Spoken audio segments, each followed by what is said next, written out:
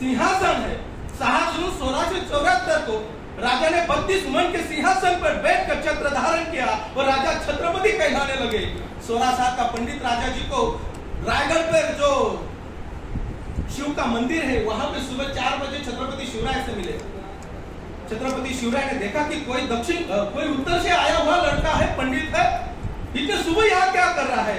राजा जी ने उनसे कहा, भाई आप तो यहाँ के मालूम नहीं पड़ते। उन्होंने कहा, नहीं राजा जी, मैं मथुरा से आया हूँ। इतने दूर यहाँ रायगढ़ पे किस लिए आए हो? जी मैं उनको देखने आया हूँ जो 25 लाख के सैन्य लड़ने वाले औरंगजेब के हाथ पे मिठाई रख के फरार हो गए। बोले भाई राजा जी से मिलना है? जी बिल्कुल, क्यों मिलना है? बोले मैं कविता करता हूँ। उन्होंने राजा जी को देखा नहीं था। राजा जी ने कहा, भाई मुझे बताओ, मैं मिला देता हूँ छत्रपति शिवाजी से। बोले कौन सी कविता करते हो? अभी कर सकते हो?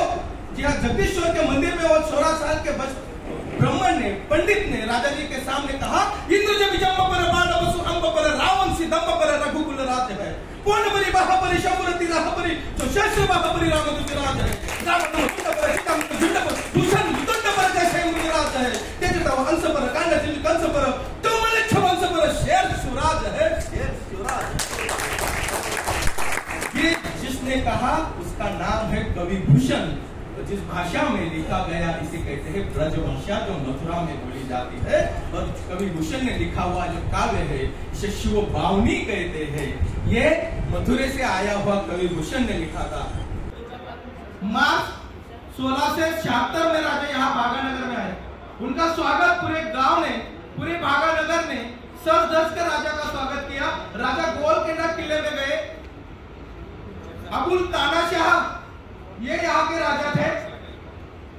आप गोलकोंडा किला देख के आए होंगे। वहां पे हाथी का बहुत बड़ा हाथी खाना है और ऊंट खाना है। जहाँ पे हाथी रखे जाते थे, ऊंट रखे जाते थे। गोलकोंडा के कुतुब शाह ने छत्रपति शिवराय को अपने साथ लिया और घुमाया, पूरा किला दिखाया। जब हाथी, बहुत सारे हाथी देखे तो गोलकोंडा के कुतुब शाह ने छत्रपति शिवराय से पूछा, राजा जी आपके पास तो कोई हाथी दिख नहीं रहे, क्या आपके पास हाथी नहीं है? राजा शिव छत्रपति कहते तो बोल सकते थे, हमारी जो लड़ाई थी वो गणिमिक कावा से थी, वहां हाथी का कोई काम नहीं था। लेकिन राजा जी ने क्या कहा? राजा जी ने कहा, सुल्तान मेरा हर एक मावड़ा हाथी के समान है, मैं हाथी रखता हूं। सुल्तान को लगा, अरे भाई क्या बात कही थी? उन्होंने कहा, अच्छा आपका एक मावड़ा हाथी के समान है तो राजा जी हमारे हाथी के सामने आपका मावड़ा खड़ा होकर लड़ेगा क्या? राजा जी ने कहा, क्यों नहीं लड़ेगा? देखो पूरे भागानगर में बात फैल गई, छत्रपति शिवाजी राजा का कोई मावड़ा हाथी के सामने जाके लड़ने वाला है, हाथी के साथ लड़ने वाला है। पूरा गांव इकट्ठा हो गया, हाथी सामने आया। सुल्तान ने पूछा, राजा जी किसको लड़ोगे? राजा जी ने कहा, जो सामने दिख रहे उनमें से किसी को भी बताइए, मेरा मावड़ा हाथी के समान है और लड़ेगा। येसाजी कंक उनका नाम था। येसाजी कंक सामने आए, हाथी के सामने हाथ में तलवार रखी हुई थी।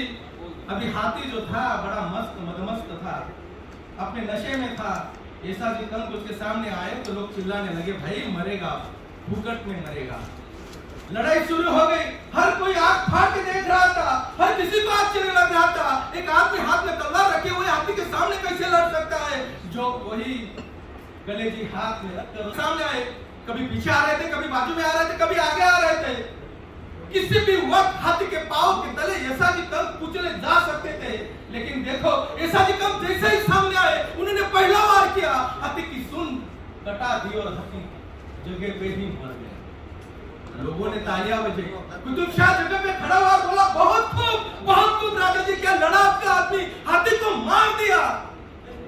पूरी दुनिया उस लड़ाई को देख रही थी। मेरा राजा नीचे सिर झुका के हाथ में माला जप कर से जगदम्ब जगदम्ब कहे।